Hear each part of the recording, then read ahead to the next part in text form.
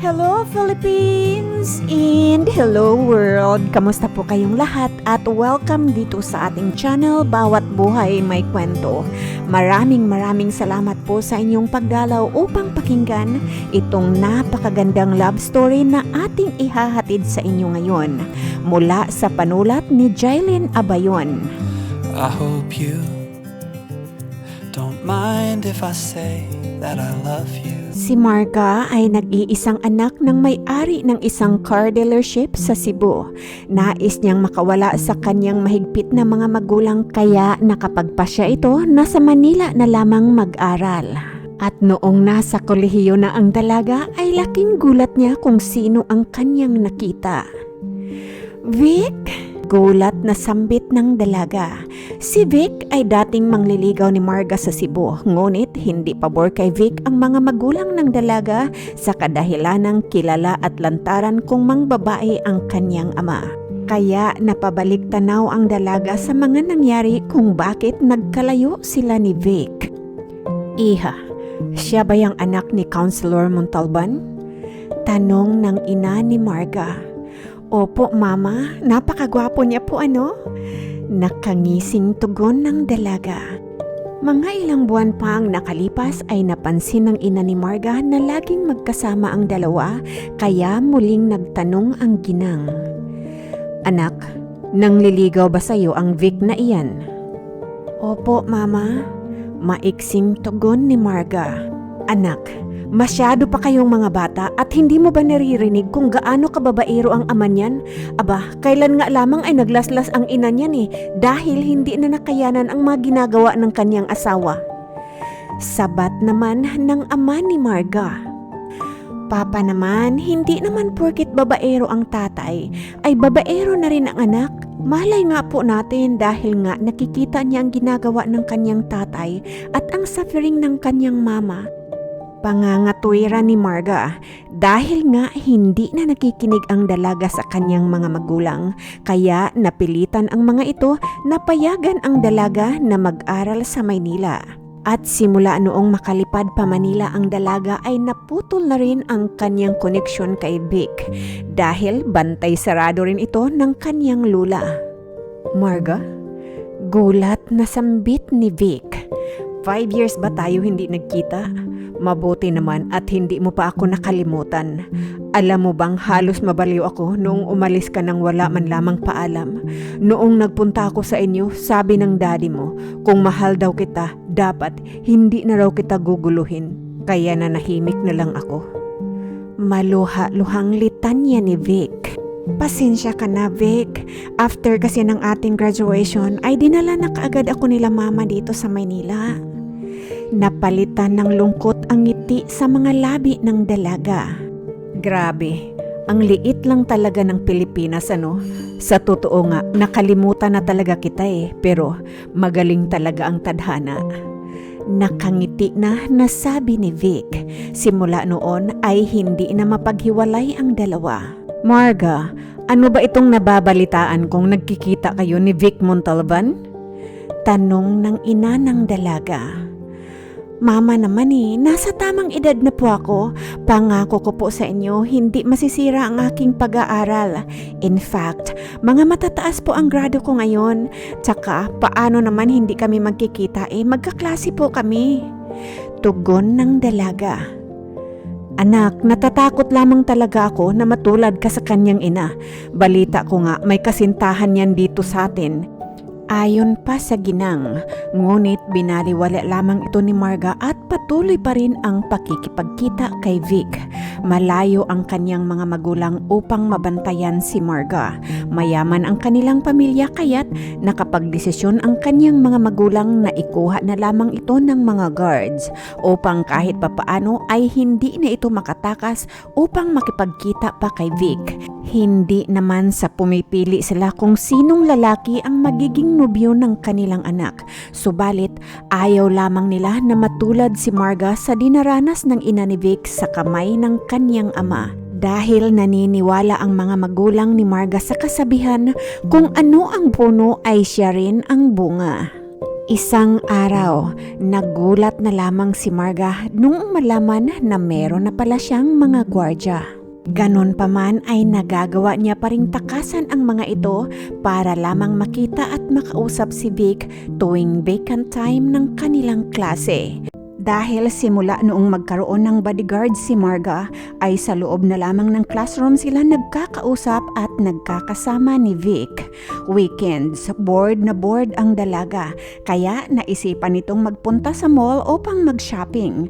Nalulungkot rin si Marga dahil sa tawag at text lamang sila nagkakausap ni Vic. Nasa mall ako ngayon, asan ka? Text ni Marga kay Vic. Andito ako sa bahay, bakit? Reply naman ni Vic. Pwede bang puntahan mo ako dito sa mall? Gusto kitang makasama manood ng sine. Malungkot na text ni Marga. Miss na miss ko na din ang pagsasama natin, Marga. Hays, bakit ba kasi may mga bodyguard ka pa at grabe naman napaka-overprotective naman ng mga magulang mo? Para namang hindi nila ako kilala. Dahil may emoji itong malungkot, kaya't alam ni Marga na malungkot ang kanyang kasintahan. Sige, sa susunod na lamang tayo magkikita at talagang hahanap ako ng paraan na makasama ka. Tatakasan ko itong mga bodyguards ko kaya't pag-uwi ko, saka na lamang kita tatawagan ha? Paalam na mensahe ni Marga kay Vic. Maya-maya pa ay napagdesisyonan ng dalaga na umuwi na lamang. Uwi na tayo. Maotoridad na saad ni Marga sa kanyang mga guard. Young lady, hindi pa po kayo nakakabili ng mga gusto ninyong bilhin. Malumanay na tugon ng guard. Nawala na kasi akong ganang mag-shopping ng dahil sa inyo eh. Mataray na sagot ni Marga. Paumanhin, young lady, sumusunod lamang kami sa utos ng iyong mga magulang. Ayaw po namin matanggal sa trabaho kaya sinusigurado po namin na mabantayan namin kayo ng maigi. Mahirap po ngayon maghanap ng trabaho. Malungkot na wika ng guard. Whatever. Simula noong nagkaroon ng bantay ang dalaga ay hindi na ito masyadong nakakagalaw. Kaya't kapag nasa kondo ito ay nililibang na lamang ang kanyang sarili sa pagbabasa ng mga libro. Library naman ang kanyang tambayan kapag nasa school ito. Isa sa mga hilig ni Marga ang magbasa ng mga nobela o di kaya mga love story. Tanging sa loob ng kanyang silid at banyo lamang hindi siya sinusundan ng kanyang mga bantay. Habang papauwi sila ng kanyang mga bodyguards mula sa eskwelahan. Young lady, may tawag ho kayo. Isinara ni Marga ang librong kanyang binabasa. She faced Mr. Art, one of her personal guards. How many times do I have to tell you, don't disturb me kapag nagbabasa ako, hindi ba? Masungit na bulyaw ni Marga sabay tapon ng masamang tingin sa kanyang bantay at bumulong ito sa kanyang sarili. Why do I need to have bodyguard? I can protect myself without others' help. Maktol nito sa kanyang sarili sabay hablot ng kanyang cellphone. Hello? Marga? Vic? Oo, gusto ko sanang makipagkita sa'yo para makapag-usap tayo bago man lamang ako bumalik ng Cebu. Sigurado ka? Now na? Oo, importante kasi ang sasabihin daw sa akin ni Daddy. Okay, sige, bye-bye. Pagkatapos in-off ni Marga ang cellphone ay biglang nanahimik ito at nag-isip kung paano niya matatakasan ang kanyang mga bantay. Kailangan ko makita si Vic bago siya umuwi ng probinsya. Pasimple niyang inilipat-lipat ang kanyang mga paningin sa kanyang mga kasama sa sasakyan. Sadyang ipinanganak na maswerte itong si Marga. Noong makita niyang nakayelo na ang light ay sikreto itong napangiti. Yellow na ang stoplight, ibig sabihin, titigil itong sasakyan kapag lumipat na sa red light. Prepare yourself, bunny, time to escape. Saad ni Marga sa kanyang isipan at maloko itong napangiti, sabay bukas ng pintuan at mabilis itong tumalon. Marga! Sigaw ng bodyguard. Bahala kayo dyan, hindi naman sa masama kong tawa, no? Pero kapag natanggal kayo sa trabaho, edi wala na akong bantay. Anas nito habang tumatakbo sa pedestrian lane. Bilisan mo pa ang pagtakbo, Marga, huwag kang kukupad-kupad. Bulong ng dalaga sa kanyang sarili dahil gagawin niya talaga ang lahat makasama lamang si Vic. Pawisan at humihingal ang dalaga sa kanyang ginawa nang bigla itong makakita ng taxi kaya kaagad niya itong pinara. "Manong, pahatid niyo naman po ako sa mall?" Nakangiting sabi ni Marga. Noong marating ni Marga ang mall, lahat halos ng mga mata ay nakatingin sa kanya. Sanay na rin naman ang dalaga kaya magiliw niyang nginitian ang mga ito. She was born to become popular, the fantasy of every man, the dream of every woman, and the heartbreaker of the town. Yes, that's her, the one and only Marga Clarkson. At nag-iisa ring anak ng mga nagmamay-ari ng pinakamaraming car dealership sa Cebu. "Hey Marga, I'm here." Kumakaway na tawag ni Vic sa kanyang kasintahan. Mabilis naman nakalapit si Marga at dahil miss na nila ang isa't isa, kaya mahigpit na nagyakap ang mga ito. "Buti na lang nakatakas ka sa iyong mga bantay." Natatawang sabi ni Vic. "Duh, don't ask for it, Mr. Montalban. Kung gusto mo akong makadate sa ngayon, dapat nga maging happy ka na lamang na andito ako sa iyong harapan." "Of course, masaya akong nakarating ka dito.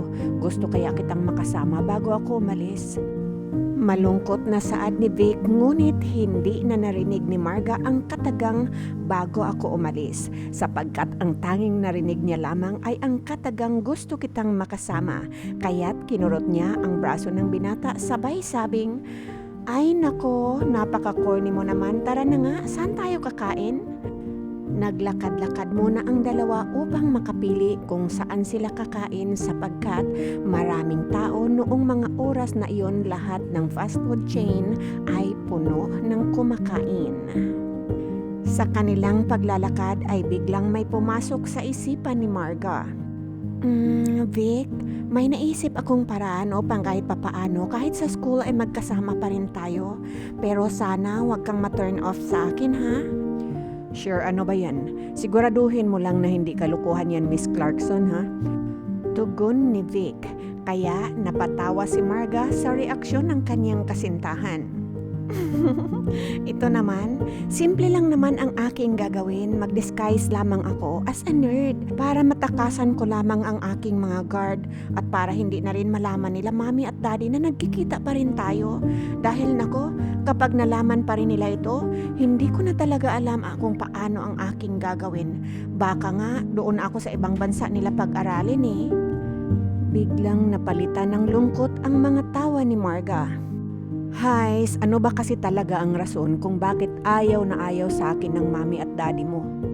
Malungkot na tanong ni Vic. Hindi kasi pinaalam ni Marga na ang pagkababaero ng kanyang ama ang dahilan kung bakit ayaw na ayaw ng mga ito sa binata. Ang hindi alam ng nakakarami na galit rin itong si Vic sa kanyang ama dahil sa ginawa nitong kabastusan na naging dahilan upang mawala ang kanyang ina at masira ang kanilang pamilya. Kinimkim ni Vic ang lahat ng galit na iyon sa kanyang ama at doon pa rin ito umuwi dahil nga ito ang sumusuporta ng kanyang pag-aaral.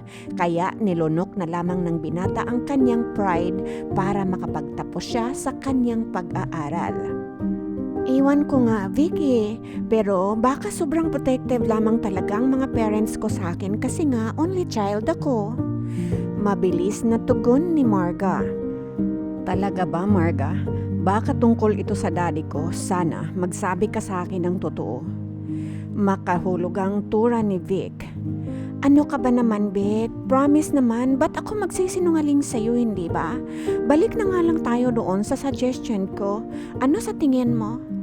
Nakangiting paglalambing ng dalaga. Kahit ano pa ang itsura mo, hindi pa rin magbabago ang pag-ibig ko sa'yo. Saad ni Vic na naging dahilan upang mag-blush si Marga. Vic, ano kaya kung maghahanap na lamang muna tayo ng costume na aking magagamit? Total naman, marami pang kumakain. Lalong-lalo na dyan sa Mang Inasal. Gusto ko dyan kumain eh. Alam ko naman na pareho nating paborito yan, hindi ba? Paglihis ni Marga ng usapan para hindi mahalata ni Vic ang kanyang kanyang itsura. Unang pinuntahan ng dalawa ay ang shop ng wig. Oh, wig? Yes, I'm gonna use a wig. Okay kaya? Tanong ni Marga. Yes, pwedeng-pwede Marga. At dapat yung naka-braided ang kunin mo. Kadalasan kasi na mga nerd na nakikita ko sa movies ay naka-braided ang kanilang mga buhok. Suggestion ni Vic, kaya naka-braided na rin ang binili ni Marga habang naglalakad ang dalawa papunta sa isang shop. Marga, 3 days akong mawawala ha. At saka, huwag kang mag-alala, maya-maya ay mag-a-update ako sa'yo at babalik rin naman ako kaagad. Promise yan Vic ha, basta panghahawakan ko ang iyong salita na babalik ka kaagad. Alam mo, mamimiss kita. Maluha-luhang sabi ni Marga. Ang hindi inasahan ng dalaga na totoo ang sinabi ng kanyang mami na may kasintahan si Vic sa Cebu. Ngunit hindi naman ito mahal ng binata. Isang arranged marriage lamang ito ng bawat pamilya nila at walang nagawa si Vic kundi ang sumang-ayon sa kasalang ito. Subalit nagbago ang lahat noong magkita muli sila ni Marga nang dahil kay Marga ay natutunan ni Vic na maging matatag kung kaya't uuwi ito ng Cebu upang sabihin sa kanyang daddy at pamilya ni Cheska na may mahal na siyang iba. Buo na ang desisyon ni Vic. Kahit na hindi na siya suportahan ng kanyang daddy dahil sa kanyang gagawin, ay wala na itong pakialam. Ipinangako niya sa kanyang sarili na hindi na siya susunod sa kahit anumang gusto ng kanyang ama. Na-realize kasi ng binata na tao siya at hindi siya isang puppet. Nerd eyeglasses shop ang sunod na pinuntahan nila. Mabilis nakapili ang dalawa at agad naman nilang tinungo ang isang shop upang bumili ng long sleeve. Marga, sigurado ka ba talaga na long sleeve ang iyong bibilhin? Yup, siguradong sigurado ako Vic. Nerd nga eh. Naka-braided hair, nakasuot ng makapal na eyeglasses, tapos naka-long sleeve at syempre may bibilhin pa tayo yung mataas na palda para magmukha talagang nerd. Nakangiting turan ni Marga. Imainit kaya? Talaga bang okay lang sa'yo na suotin ang mga yan? I can't just believe na ang maladyusa mong ganda ay tatakpan mo ng isang nerd. Tumango lamang si Marga kung kaya't walang nagawa si Vic kung hindi sundan na lamang ito upang bilhin ang huling pangangailangan ng dalaga. Ito ay ang mahabang palda. Pagkalabas nila ng shop na iyon ay mabilis na tinungo ni Marga ang CR para magpalit ng kasuotan. After 15 minutes, she is already in complete disguise. Sigurado wala nang makakakilala sa akin ito. Bulong ni Marga sa kanyang sarili nang makalabas siya ng CR ay amazed na amazed si Vic sa kanyang itsura. Well, bagay din pala sa'yo ang maging isang nerd, Marga, and look at that nerd. You look still so beautiful in my eyes. Nakangiting sabi ni Vic. Ay nako, ayan ka na naman sa iyong mga linyahan, Vic. Pinapataba mo na naman ang aking puso. Halika na. Baka gutom lang yan. Kakain na tayo dahil ako gutom na. Ani ni Marga. Oh my gosh, can you please tell that girl what fashion is? Anas ng isang tinig na narinig ng dalawa habang papunta sila sa paborito nilang coffee shop. Oh my, I can't blame that person. If I could describe myself, I probably would say, oh, yuck. I'm perfectly disgusting. Imagine, naka-braided hair, makapal na eyeglasses, mahabang palda at long sleeve ang suot. Natatawang bulong ni Marga kay Vic. Huwag mo na lang silang pansinin, Marga.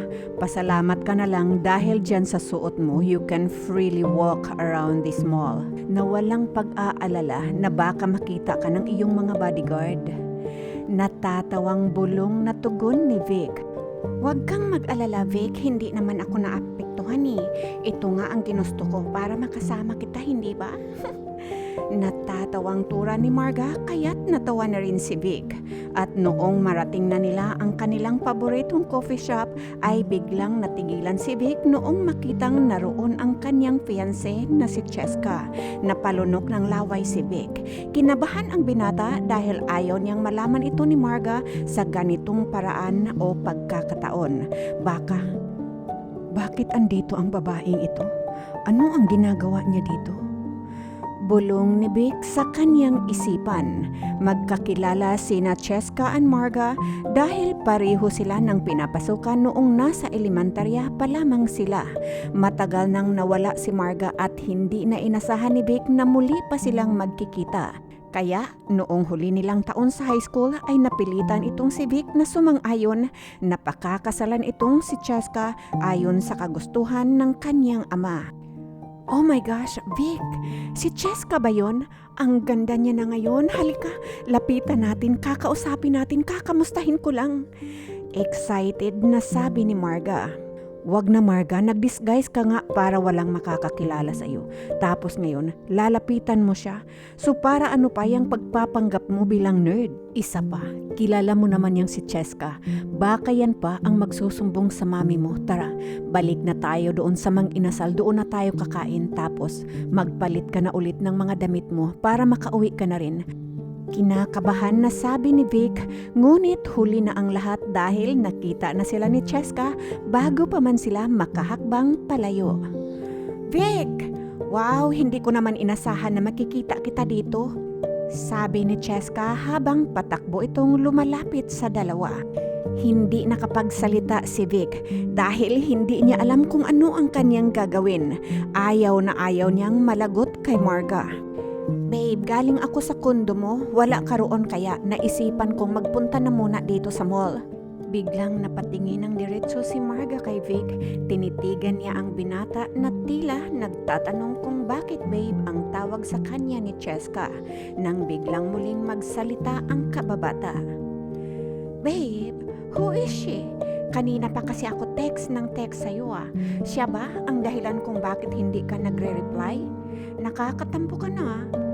Wika ni Cheska sabay pulupot sa katawan ng binata. Cheska, what are you doing here? Seryosong tanong ni Vic. Sabi kasi ng daddy mo, sunduin na kita para masiguradong uuwi ka. Kailangan daw natin pagtulungan ayusin ang ating kasal. Napataas ang kilay ni Marga noong marinig ang salitang kasal. So, totoo pala ang sinabi ng mami ko na may girlfriend na ang mukong na to? Tila nabasa naman ni Vic kung ano ang nasa isipan ni Marga. Kaya bahagya niyang naitulak si Cheska sabay hapit sa bewang ni Marga. This is Marga, my girlfriend. Diretsong tugon ni Vic. Come again? Girlfriend? So, dalawa kami sa buhay mo? Napataas ang tinig na tanong ni Cheska. Marga, pwede bang umuwi ka na lang muna? Magpapaliwanag ako pagkatapos namin mag-usap ni Cheska. Ito ba ang dahilan kung bakit biglaan ang pag-uwi mo sa Cebu, Vic? Para magpakasal sa kanya? Bulong ni Marga. Vic, papalitan mo ako ng isang ladybag?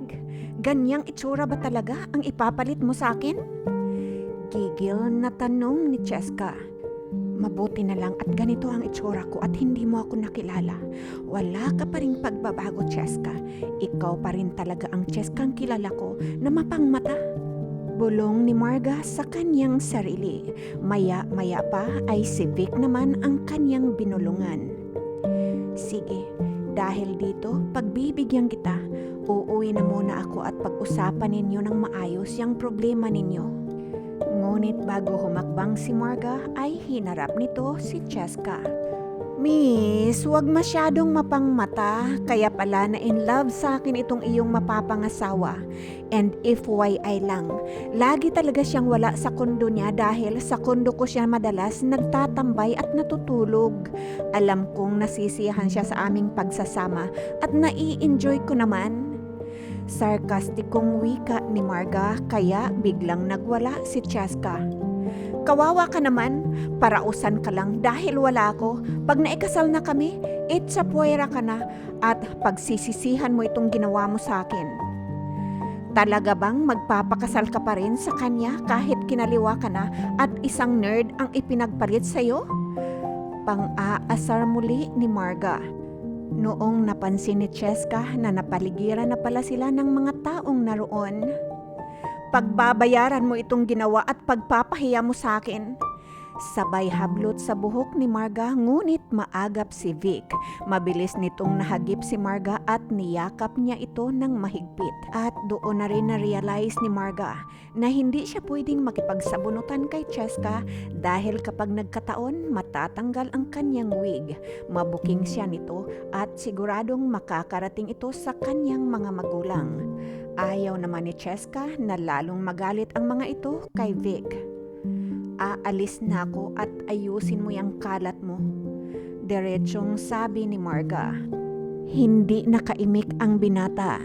Sinundan na lamang ng tingin ang papalayong si Marga. I'm sorry, Cheska.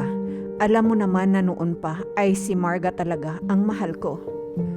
Huwag mo akong mahahawak-hawakan, Vic, at kahit kailan, huwag na huwag ka nang makakalapit sa akin.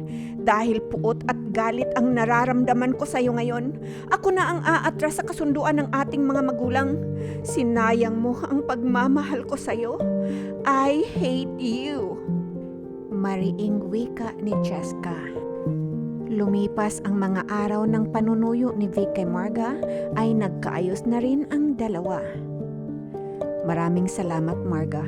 I hope this time tutuparin na natin ang ating pangako sa isa't isa na wala nang makakahadlang pa sa pagmamahala natin. Sabi ni Vic habang kumakain sila sa paborito nilang fast food na mang inasal ay biglang napansin nito ang papalapit na mga tauhan ng kanyang ama.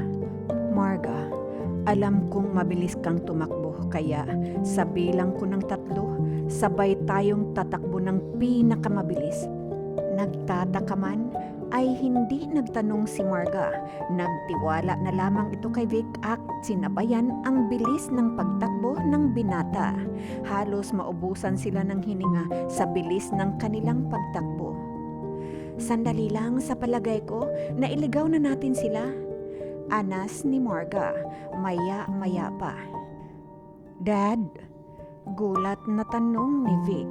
Hindi nagtagal ay nakita na rin ni Marga na paparating na rin ang kanyang mga magulang. Sige na Marga, sumama ka na sa mga magulang mo. Promise, magkikita pa rin tayo. Tahimik na sumama si Marga sa kanyang mga magulang ni hindi nga nito nilingon si Vic. Vic, ano ba itong ginagawa mo? Hindi mo ba alam na nasaktan mo ng husto si Cheska sa iyong ginawa? Dad, alam mo naman na hindi ko talaga mahal yun. Si Marga nga ang nais kong makasama habang buhay. Sa ayaw at sa gusto mo, pakakasal ka kay Cheska. Damdamin ba talaga ni Cheska ang iyong concern dito, Dad? O ang pera na makukuha mo kapag naikasal na kami? At isa pa, kasintahan ko pa lang naman si Cheska para mag-aalala ka sa sakit na naidulot ko sa kanya. How about sa sakit na naidulot mo kay Mommy? Sumbat ni Vic. Wala kang alam sa mga nangyari kaya wag mo akong sumbatan ng ganyan. Talaga ba, Dad? Nawalan ako ng ina dahil sa pangbababae mo. At alam ko rin kung bakit ayaw sa akin ng mga magulang ni Marga. Dahil sa iyong background. Takot sila na gagawin ko sa anak nila ang ginawa mo sa mami ko. Dahil nabigla ang ama ni Vic sa kanyang mga narinig, ay muntik nito masuntok ang nanggagalaiti niyang anak. O bakit hindi mo ituloy sa mukha ko, yung kamao mo? Paghahamon ni Vic. Uulitin ko sa'yo sa ayaw at sa gusto mo, pakakasal ka kay Cheska. Over my dead body, Dad. Kung gusto mo, o di ikaw magpakasal sa kanya total, byudo ka naman para makuha mo ang perang nais mo at kahit ano pang dahilan ng iyong pangbababae, hindi yun excuse sa pagkawala ng mami ko at ipinapangako ko sa'yo na hindi ako tutulad sa'yo. At patutunayan ko rin sa mga magulang ni Marga na ang mangga ay pwede rin naman mamunga ng bayabas kapag nahiwalay ito sa katawan ng mangga at idinikit sa puno ng bayabat. Pagkasabi na iyon ni Vic ay tinungo na nito ang pintuan ng kanilang mansion. Lumabas ito at dumiretso sa kondo ni Marga at naabutan doon ang mga magulang ng dalaga. Ma'am, sir, narito po ako, lakas loob na humarap sa inyo para ipaalam sa inyo kung gaano ko po kamahal ang inyong anak. Patutunayan ko po sa inyo, ma'am, sir, mag-ama man po kami ni Daddy ngunit magkaiba po ang aming pananaw sa buhay. At nakita ko po kung gaano nagdurusa ang aking ina. Tinitiyak ko pong hindi ko ipaparanas kay Marga ang naranasan ni Mami. At kahit papaano po ay may naiwan na kaunting pera ang mami ko sa akin.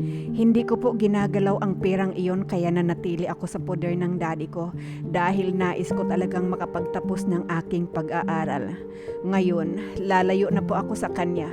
Magtatrabaho po ako habang nag-aaral. Pagkatapos po, pakakasalan ko na ang inyong nag-iisang anak.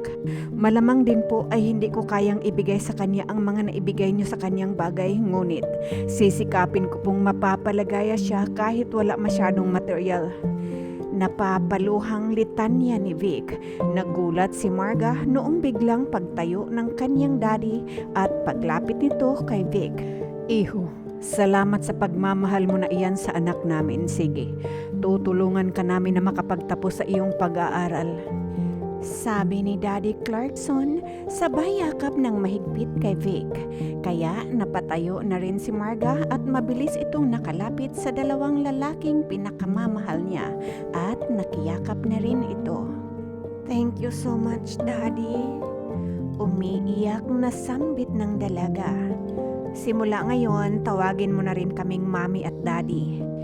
Boses ni Mrs. Clarkson na nakiyakap na rin. Magtapos muna kayo ng inyong pag-aaral bago kayo magsama, ha? Habilin ni Mr. Clarkson. Pangako po at wag po kayong mag-alala, sir. Kung nakapag-antay nga po ako ng napakatagal na panahon, ito pa kayang 3 taon na lamang? Natatawang sagot ni Vic. Kasasabi lang ng mami mo na daddy at mami na lang ang itawag mo sa amin, ah. Nakangiting sabi ng ama ni Marga. Hoy Vic, magmamit daddy ka na. Mamaya magbago pa ang kanilang isipan eh. Natatawa na rin ang lumuluhang si Marga. Mabilis na lumipas ang panahon, nakapagtapos ang dalawa bilang nurse, nagpakasal kaagad after ng kanilang graduation. Lumipad sa ibang bansa at doon nag-aral ang dalawa bilang doktor. At bago nakapagtapos bilang doktor ang mag-asawa, ay nakipag-ayos ang daddy ni Vic sa dalawa na tinanggap naman kaagad ng mag-asawa. Sa ngayon ay naninilbihan ang dalawa sa St. John Hospital sa Amerika. Si Marga bilang pulmonologist at si Vic naman bilang cardiologist. I hope you don't mind if I say that I love you. Tunay na mahiwaga ang galaw ng tadhana sa dalawang pusong nag-iibigan. Imagine, elementary pa lamang ay nagmamahala na sina Marga at Vic. Pinaglayo dahil sa babaerong ama ni Vic, muling pinagtagpo ngunit may nagmamay-ari na sa puso ni Vic. Nasaktan man sa kanyang nalaman subalit sadyang mapangunawa ang pusong nagmamahal ni Marga at napatunayan naman ni Vic na malinis at tunay ang kanyang hangarin na maangkin ang puso ng unikaiha ng mga Clarkson. Mga kaibigan, sana po ay na-inspired kayo sa love story na ito. Maraming salamat po at hindi nyo ako iniwan at patuloy pa rin akong sinusuportahan kahit minsan na lamang ako makapag-upload. At doon po sa mga hindi pa nakapag-subscribe, please subscribe na po kayo, like and share. Pakihit na rin po ng bell button para maging updated kayo sa ating mga new uploads. Tandaan po natin, bawat buhay may kwento at ito ang kwento ng buhay pag-ibig ni Marga at Vic. Hanggang sa muli. Paalam!